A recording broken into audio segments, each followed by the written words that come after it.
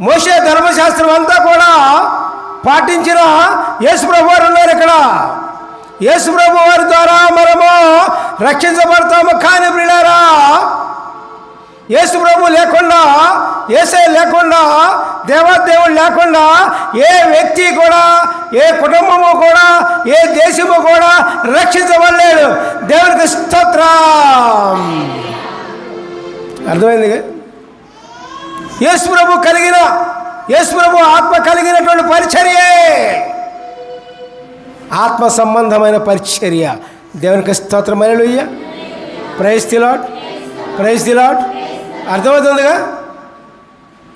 కొంచెం కష్టమైన ప్రసంగమే, కానీ అర్థమయ్యే భాషలో చెప్తున్నా. అవునా కాదా? ఏదండి ఇప్పుడు చెప్పండి.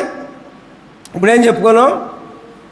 అక్షర సంబంధమైన పరిచర్యకిని ఆత్మ సంబంధమైన పరిచర్యకిని తేడా ఏంటి అంటే, అక్షర సంబంధమైన పరిచర్యకేమో యేసుప్రభు లోపల ఉన్నాడు, మనలో ఉండడు.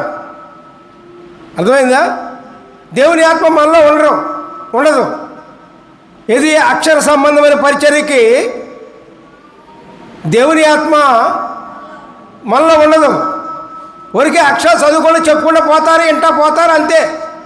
ఇంకా రెండోది లేదు. ఆత్మ సంబంధమైన పరిచర్య యేసుప్రభుని గ్రహించి, యేసుప్రభుని ప్రేమించి, యేసుప్రభుని విశ్వాసం ఉంచి, దేవుని ఆత్మను పొంది, అప్పుడు దేవుని ఆత్మ ద్వారా మనం చెప్పబడుతుంది, వినబడుతుంది, వింటాము, అన్ని కార్యాలు చేస్తాం. ప్రియులారా, దేవునికి సంబంధించిన కార్యాలు. దేవునికి స్తోత్రం. అర్థమైందా? అక్షర సంబంధమైన పరిచర్యకును ఆత్మ సంబంధమైన పరిచర్యకును తేడా అదే. అక్షర సంబంధమైన పరిచర్యకి దేవుణ్ణి చూడలేడు. ఆత్మ సంబంధమైన పరిచర్యకు యేసుప్రభుని చూస్తాడు. పిల్లారా, నీకు దేవుణ్ణి చూడాలని ఉందా? మీకు చూడాలని ఉన్న వాళ్ళ చేతుల మీద ఎత్తండి. హల్లెలూయా. Praise the Lord. కాబట్టి ప్రతి ఒక్క వ్యక్తి కూడా దేవుని ఆత్మ కలిగి ఉండాలి. దేవుని యొక్క ఆత్మ లేకపోతే దేవుణ్ణి యేసుప్రభుని చూడలేడు. పిల్లారా,